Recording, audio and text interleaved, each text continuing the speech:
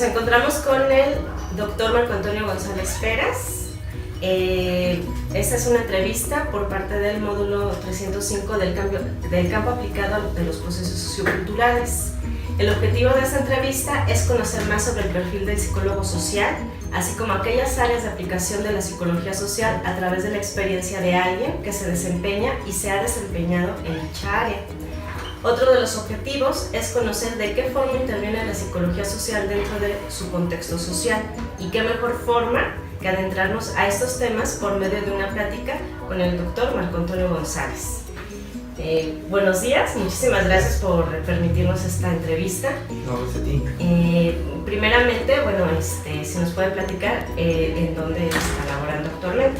Actualmente estoy laborando en la FES Iztacala de la UNAM y tengo un proyecto en la Facultad de Psicología de la UNAM, así que estoy entre las dos escuelas, pero trabajo en la UNAM. Perfecto. Ok. ¿Nos podría platicar un poco sobre su trayectoria académica? Bueno, yo estudié psicología, la licenciatura de psicología en la Facultad de Psicología de la UNAM. Después hice una especialidad en gestión de recursos humanos de mi empresa en la Universidad Autónoma de Madrid. Y después hice un doctorado en psicología social en la Universidad Autónoma de Madrid. Ok, muchas gracias. ¿Qué lo motivó a estudiar psicología y por qué eligió el campo de la psicología social? Bueno, es una pregunta complicada porque, sobre todo para los que llegamos a último año de prepa y no tenemos una vocación bien establecida, pues regularmente tomamos sin una evaluación previa alguna opción que pensamos que a lo mejor nos va a redituar más en el futuro o por cualquier razón. No nos tomamos muy en serio la orientación vocacional, entonces cuando yo terminé el CCH, no sabía si estudiar biología marina o estudiar sociología. No tenía considerado estudiar psicología, así que por algún hecho volado, no sé cuál fue la razón, y me metí a sociología.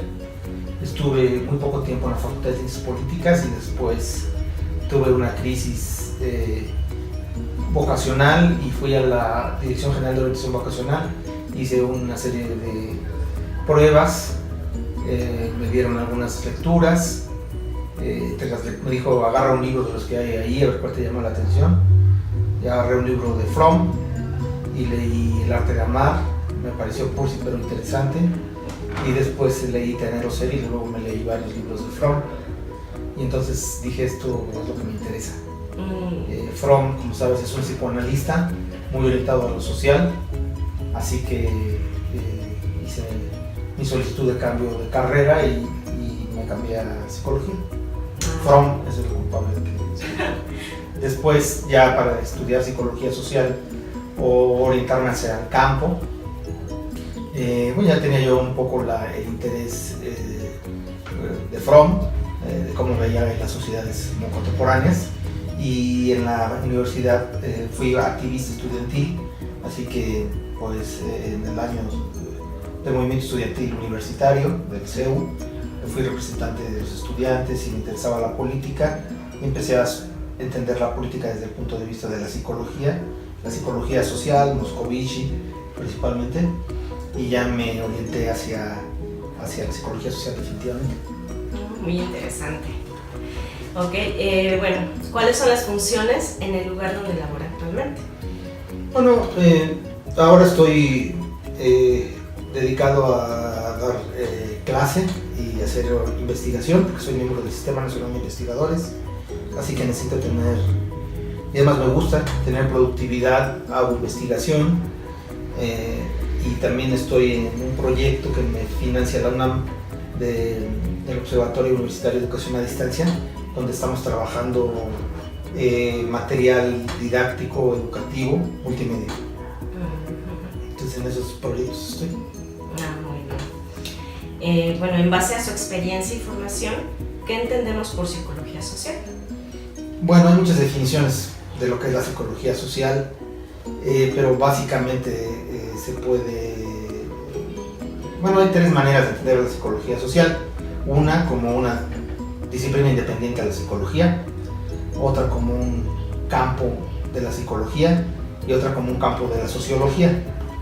Entonces hay toda una discusión al respecto.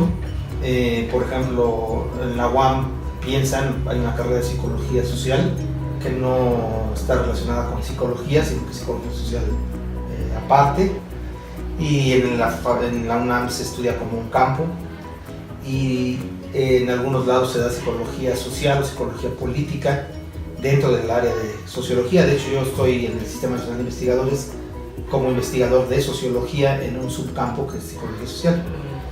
Finalmente, independientemente de cómo quieras tú ubicar la psicología social, se trata pues de contrastar un enfoque psicológico al enfoque individualista. Por un lado está el enfoque clínico o de psicología general, orientado a entender la psicología como un fenómeno propiamente individual, y otro enfoque que dice que no, que todo el pensamiento, todos los procesos básicos, la sensación, la percepción, la motivación, el pensamiento, tiene un fundamento social y que hay que entender a lo social, al hombre en su contexto y en sus relaciones para poder entender la dimensión psicológica. Yo estoy de acuerdo con eso, porque la psicología social lo que estudia son aquellos fenómenos que surgen a partir de las interacciones entre sujetos sociales. Entonces eso es, entiendo yo por psicología social, y la mayoría independientemente de la orientación teórica que tengan en psicología social, pues parten de esa idea, ¿no? Es como la base, se puede decir. Pues sí, podemos decir que sí. Ya surgen otras líneas, ¿no? Me imagino. Sí. Ok.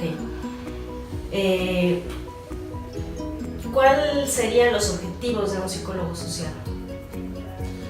Bueno, un psicólogo social lo primero que hace es, la mayoría de los psicólogos sociales, es investigación. Es investigación empírica, aplicar cuestionarios, aplicar técnicas cuantitativas o cualitativas para recolectar datos de su objeto de estudio, y algunos se quedan a ese nivel, otros más retoman los datos que tienen de sus investigaciones para poder aplicar. Digamos que la visión más amplia de la psicología social es la aplicación a través de técnicas de cambio social o de cambio conductual, los comportamientos que en sus investigaciones han identificado como potencialmente dañinos o francamente dañinos, y entonces hay que intervenir en los grupos para poder modificar. No todos los psicólogos sociales hacen intervención, muchos, como un servidor, no hacemos investigación, y cuando he estado en funciones de gestión, pues llevo a cabo lo que estudio, pero no siempre aplico, es decir, intervengo. Y hay otros psicólogos como los que se dedican a problemas de adicciones o a problemas de problemas alimenticios, entonces ellos intervienen. Y bueno, ese sería el objetivo de la psicología social, es modificar ciertos hábitos, comportamientos, actitudes, representaciones sociales que son dañinos a la persona o a la sociedad. Ok. Bueno, más o menos ya nos platicó cuáles son los campos de acción del psicólogo social, y bueno, junto con esta pregunta, ¿con qué otros profesionales trabaja el psicólogo social? Bueno, pues dependiendo en qué entidad, institución esté elaborando. La psicología social tiene como quizás una de sus ventajas o virtudes, que es bastante interdisciplinaria.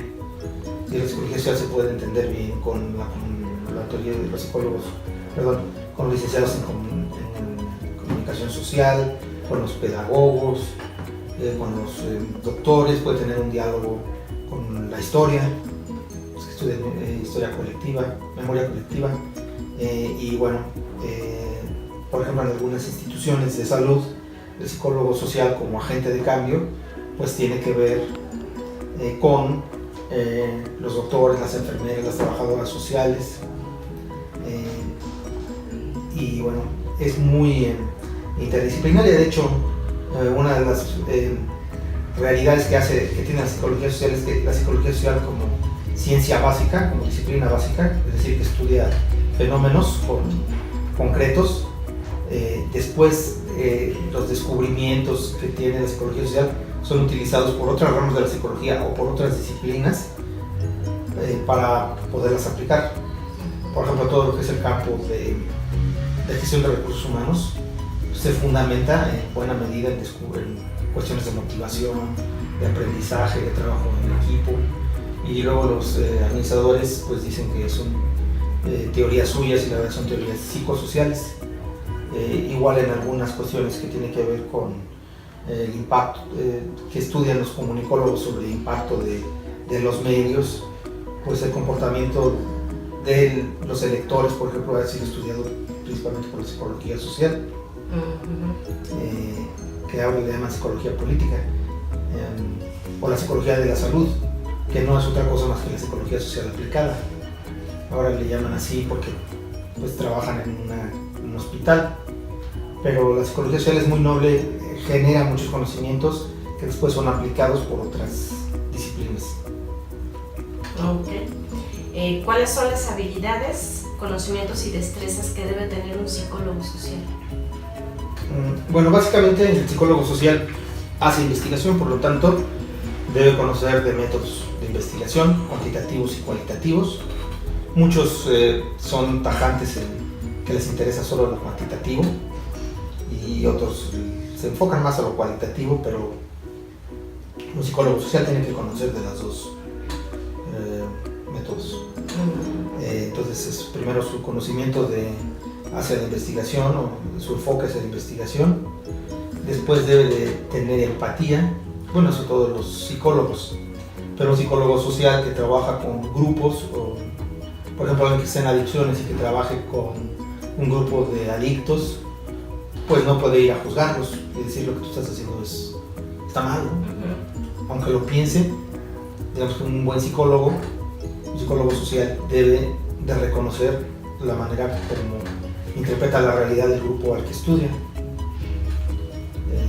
Puede pensar cualquier cosa acerca de ese grupo, pero debe de ser empático y tratar de entenderlo antes de juzgarlo. Entonces sería la investigación, la empatía, pues la capacidad de instrumentar estrategias de cambio social. Hay muchas que tienen que ver con el cambio de actitudes básicamente, y bueno, pues serían esas principalmente. Bueno, y ya cuáles son las actividades, ya nos mencionó en la pregunta anterior. Y bueno, sabemos que hay varios modelos teóricos dentro de la psicología social. ¿En cuál se ha enfocado usted y por qué? Bueno, yo considero que hay al menos 3 enfoques psicológicos, psicosociales. El dominante, que es el enfoque norteamericano, que estudia lo que se le denomina microteorías, o sea, aquellos que estudian actitudes, estereotipos, prejuicios, locus de control, resiliencia o algunos otros procesos en lo particular.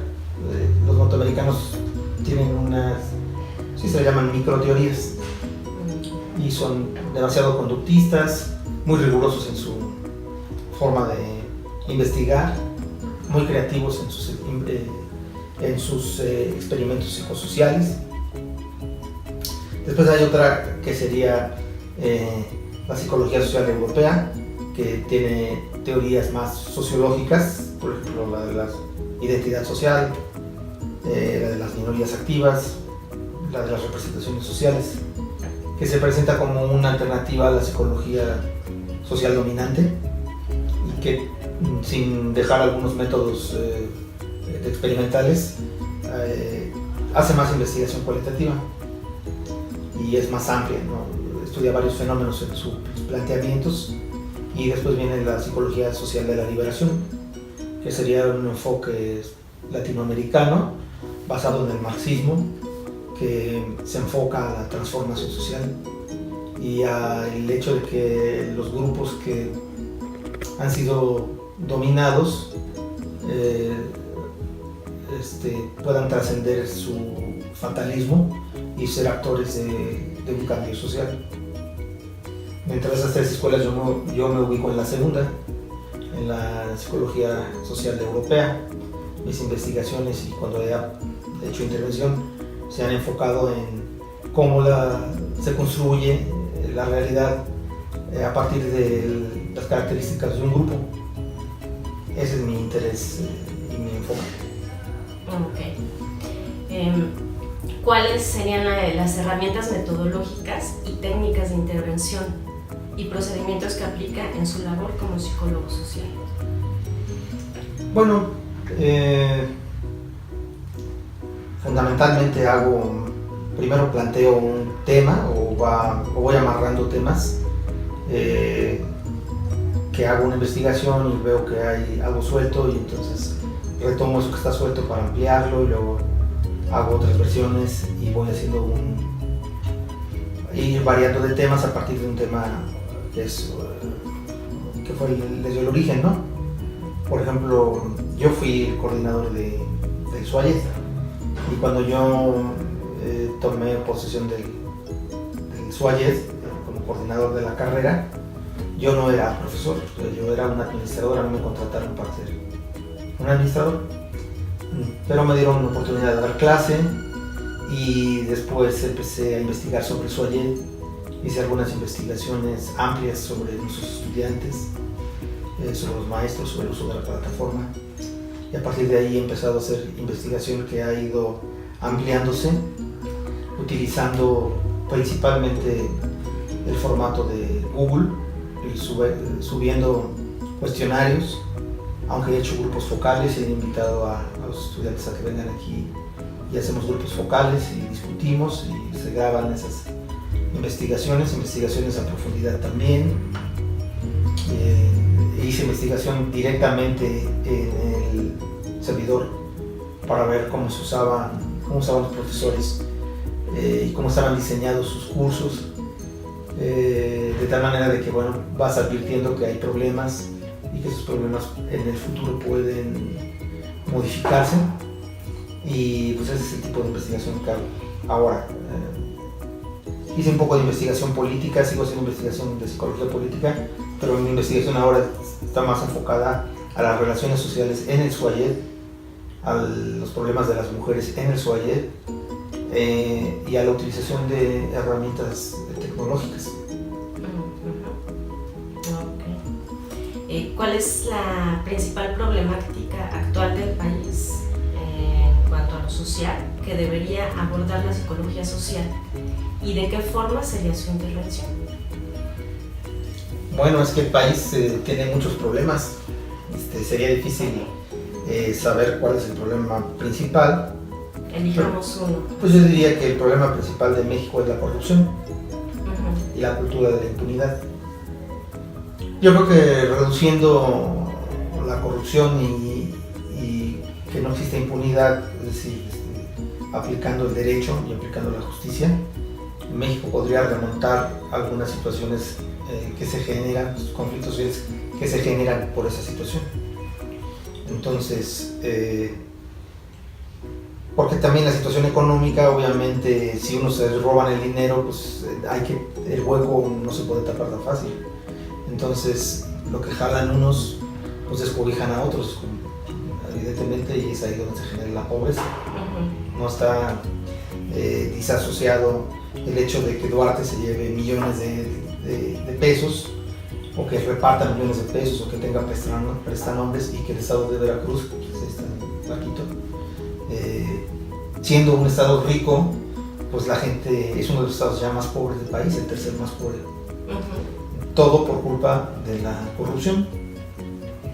Parece que podemos estar en una situación diferente, pero sin echar las campanas al vuelo, pues nos toca a todos participar en esto. Entonces,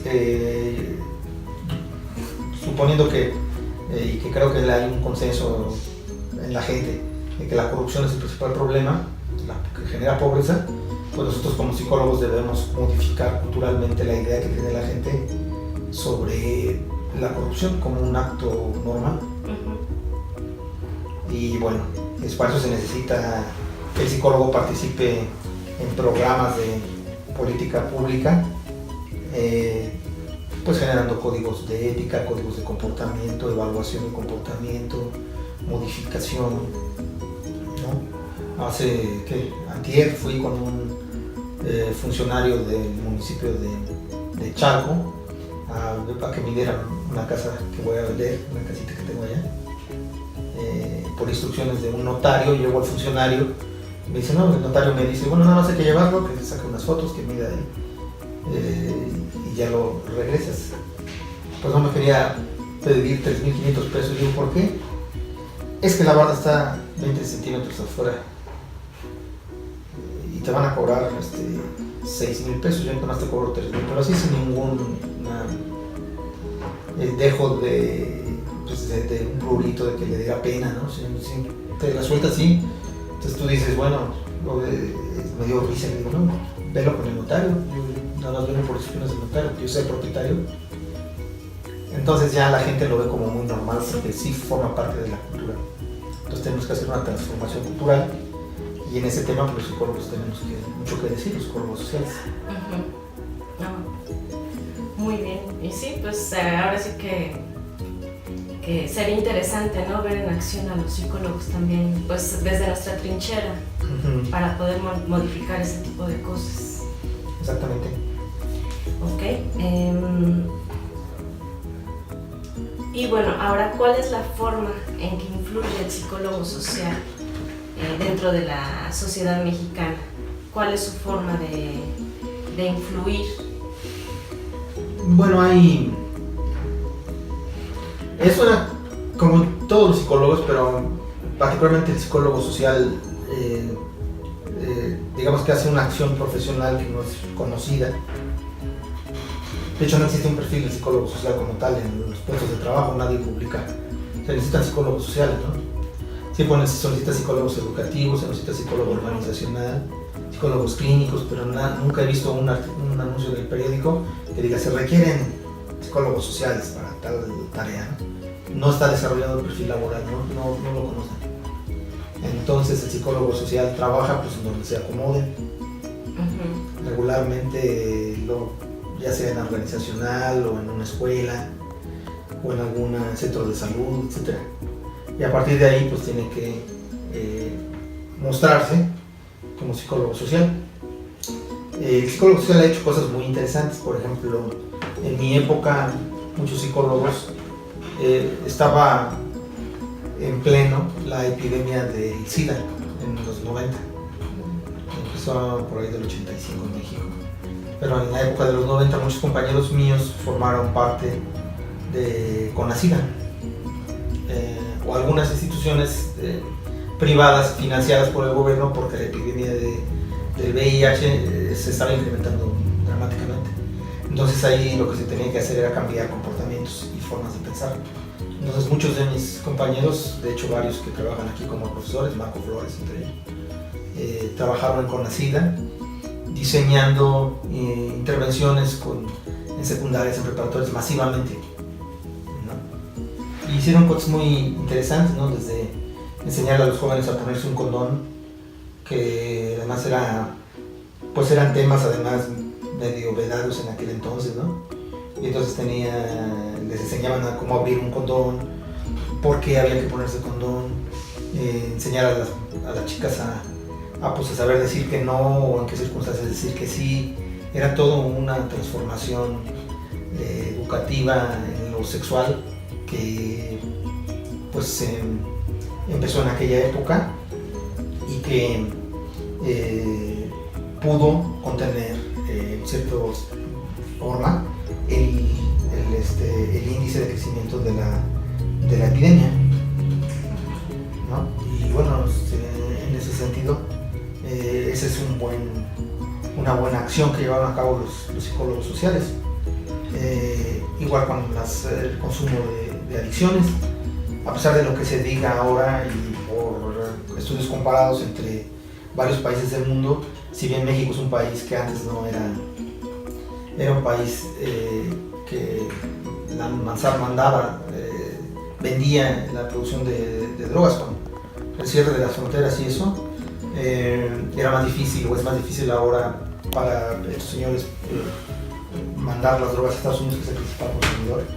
Por un lado, Estados Unidos se está haciendo autosuficiente en la producción de droga, que es su propia droga que consume, y por otro lado los mexicanos no pueden pasar, pero aún así el consumo de droga en México no se ha incrementado dramáticamente. Hay muchos programas que reciben los jóvenes y programas que hace que digamos se contenga un poco, y yo creo que ahí los psicólogos tienen mucho que ver en ese hecho. En el transcurso de su quehacer como psicólogo social se ha enfrentado a diferentes situaciones, algunas ya nos las mencionó, pero ¿hay algún caso que haya representado un desafío y pues nos puede platicar de qué forma fue su intervención? Bueno, yo creo que una de las que aprendí mucho, yo trabajé casi 10 años en Pemex y trabajé en el área de servicios médicos, en una de las áreas que trabajé en varias, pero más bien yo le daba servicio a los hospitales de Pemex a través de programas de mejora continua de la organización laboral. Y allí lo que nosotros hacíamos, que fue muy interesante, fue hacer dinámicas grupales para hacer que los distintos grupos que interactúan en un hospital, fundamentalmente el cuerpo médico, el cuerpo de enfermeras y los trabajadores sociales, pudieran tener mayor armonía en el proceso de trabajo orientado al paciente. Entonces allí lo que nosotros pudimos observar era que había evidentemente una jerarquía muy marcada entre los médicos, que pues eran los reyes o son los reyes de los hospitales, sobre todo los especialistas, y después vienen las enfermeras, que son maltratadas en muchas ocasiones por estos doctores y las ningunean y no las consideran, y luego vienen las trabajadoras sociales. Y entonces fue muy interesante ver pues cómo se expresaba la gente de distintos grupos en una discusión para identificar procesos de cambio y decir, bueno, vamos a cambiar esto. La clásica estrategia de los 5 puntos más importantes y llegar a un acuerdo y dialogar. Y bueno, aquí lo que se vio o se evidenció fue que el grupo con menor prestigio y más maltratado pues era el de las trabajadoras sociales, a pesar de que muchas de ellas tenían licenciatura, porque ya, aunque todavía hay trabajadoras sociales a nivel técnico, la mayoría tenía licenciatura, igual que las enfermeras. Sí, bueno, pues yo soy licenciada y señor, la cuestión es de que lo que tratamos de hacer fue cubrir esas brechas y hacer que entendieran. Dijimos, bueno, cada quien que exponga cómo se formó y que nos diga cuáles son las ventajas de su formación. Y entonces los médicos, yo no sabía que tú habías hecho eso, ¿no? Yo no sabía que tú te habías ido, las trabajadoras sociales que habían hecho sus estancias en Oaxaca o en otros lados, las reconocieron, ¿no? Se hicieron visibles en esa discusión. Que los médicos, pues, ellos reclaman cosas, ¿no? Entonces también los médicos se sensibilizaron y al cabo de año y medio hicimos mediciones y sí se provocó un cambio en cierta manera, ¿no? Porque no puede ser al 100%, pero los médicos sí le bajaron un poco a su rango, que ellos consideran, pues, ellos estudian mucho, ¿no? El que menos estudió 10 años de especialista, pero bueno, el trato se fue modificando a través de esa intervención que hicimos. Entonces yo creo que fue una buena experiencia. Sí, ok, muchísimas gracias por compartirnos esa experiencia. Y bueno, nos platicó un poco anteriormente sobre los proyectos sobre los que está trabajando. ¿Nos puede platicar un poquito más sobre ese proyecto, sobre el que está? Bueno, ahorita estoy haciendo, precisamente en este momento se estaba haciendo un análisis de los datos. voy a presentar en Uruguay ahora a finales del mes una investigación sobre la construcción de la psicología en los modelos a distancia. Entonces ahí entrevistamos a 80 sujetos, 10 profesores de nuevo ingreso en el SUAYED, que supuestamente tienen experiencia en las plataformas de otras universidades o que ya tienen años dando clase a distancia, y los otros son estudiantes de séptimo, octavo y noveno, para que nos dijeran pues cómo se construye el conocimiento en psicología desde 3 dimensiones: dimensión tecnológica, dimensión disciplinaria y habilidades y actitudes. Y es lo que vamos a presentar, que sirva esto como cuando tenga yo ya entregado y listo el reporte, se lo entregaré a los profesores del SUAYED o a la coordinadora, porque hay posturas de profesores y de alumnos que reclaman perfiles que nosotros no tenemos.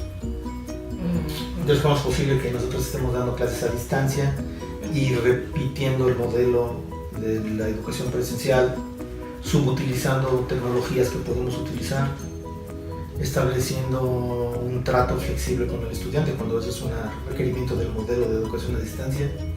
Y hay profesores que si te pasas un minuto te dicen, ¿no? Y no son sensibles a, bueno, pues yo también, o sea, yo entré a esta modalidad pues porque me da flexibilidad para poder, y no es que yo, es decir, no hay esta idea de que la educación a distancia no es la educación en el salón, donde te cierran el salón porque llegaste 15 minutos tarde. Es otra cosa diferente. Sí, exacto. O debe ser una cosa diferente, pero la lógica escolástica, es decir, la lógica de la educación tradicional, permea en nuestro sistema, y eso está generando problemas que no deberían existir. Bajas, deserciones. Exactamente. Entonces, bueno, es lo que estoy trabajando ahora. Pues esperemos que tenga un gran impacto también para... Yo espero que sí, porque además nosotros, la educación a distancia, es la educación del futuro, sino totalmente en modelos a distancia, sí en modelos mixtos. Y la intermediación tecnológica es una realidad que en muchas escuelas está ocurriendo, Tecnológico de Monterrey y algunas otras, donde, bueno, el Tecnológico de Monterrey ya tienen profesores que son hologramas. Oh, claro, eso no lo sabía. O sea, este año fue la primera clase de un holograma. O sea, es un profesor que está grabado, que está en el salón y transmiten a través de su equipo un holograma que da clases. Y no solamente da clases, sino que responde preguntas, porque tiene un robot. Cuando le hacen las preguntas, empieza a funcionar ese robot y contesta, ¿no? Paz. Y si no la sabe, te dice, te lo mando por correo. Oh. Y ese profesor está dando clases en México, en Monterrey, en León. Entonces, esa es una cosa impresionante, ¿no? De hasta dónde la tecnología puede llegar. Y bueno, pues nosotros seguimos pidiéndole al alumno que haga resúmenes, que pida permiso a una escuela para, o sea, cosas rarísimas, ¿no? Yo no sé por qué lo hacemos, pero bueno, que nos tenemos que flexibilizar, esa es mi idea, ¿no? Ok, muchísimas gracias. Y bueno, ¿hay algún otro comentario adicional que crea conveniente para completar esta entrevista? Pues yo creo que lo único que me gusta siempre decir es si uno está interesado, por cierto, en el próximo plan de estudios, que creo que ya no te va a tocar, ahí sí viene un área de psicología social, y bueno, pues aquí si no estudian un área de psicología social como tal, que sí reconozcan los estudiantes de psicología la necesidad de conocer teorías de psicología social y enfoques de psicología social y métodos que luego les serán útiles en otra área, si es que no encuentran trabajo en el área social, pero les van a ser muy útiles en educativa, en cualquier otra, en organizacional, ¿no? Pues sería ese mi mensaje. Es muy importante tener cultura psicológica en el área social. Estudiando esas 3 escuelas que dije antes, la norteamericana, la europea y la de la liberación. Ok, pues muchísimas gracias, fue muy interesante esa entrevista, aprendí bastante y creo que mis compañeros o quienes la vayan a ver vamos a aprender bastante de ella. Ojalá no los aburra. No, para nada. No, fue muy interesante. Muchísimas gracias, doctor Marco Antonio González. Para servirte. Y pues es todo. Muchas gracias. Gracias.